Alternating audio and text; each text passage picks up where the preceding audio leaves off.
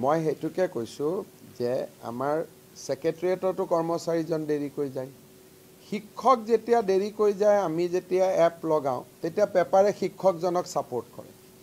যে কিয় দেৰি কৰি গ'ল আৰু ভাওনা কৰি গৈছে অমুক কৰি গৈছে ৰাতিটো কষ্ট হৈছে গভৰ্ণমেণ্টে কিয় এপ আনিব লাগে আৰু ডক্টৰজন দেৰি কৰি গ'লে খং উঠে তে ডক্টৰজনে কয় যে মইতো একেই দৰমহা পাওঁ শিক্ষক যদি 1 ঘণ্টা দেৰি কৰি গ'লে কোনেও একো নকয় মই দেৰি কৰি যাওঁতে কিয় কয় তেওঁতো একেই চৰকাৰী কৰ্মচাৰী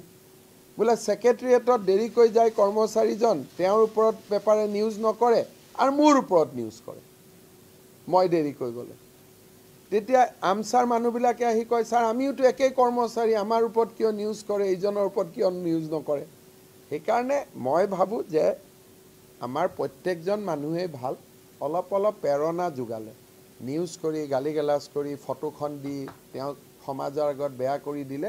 তেওঁ নেক্সট দিনা তেওঁ কি কয়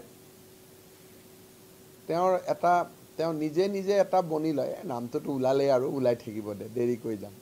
কিন্তু তাৰ পৰিৱৰ্তে ৰেগুলাৰ যোৱা ডক্টৰ কেজনক যদি আমি সম্বৰ্ধনা জনাও বিহুৰ মঞ্চত মাতি আনি তেওঁলোকক যদি আমি হট কথা কওঁ অসম গৌৰৱ বঁটা দিওঁ অসম ৰত্ন বঁটা দিওঁ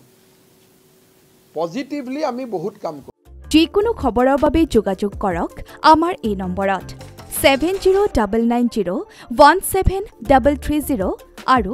7099017110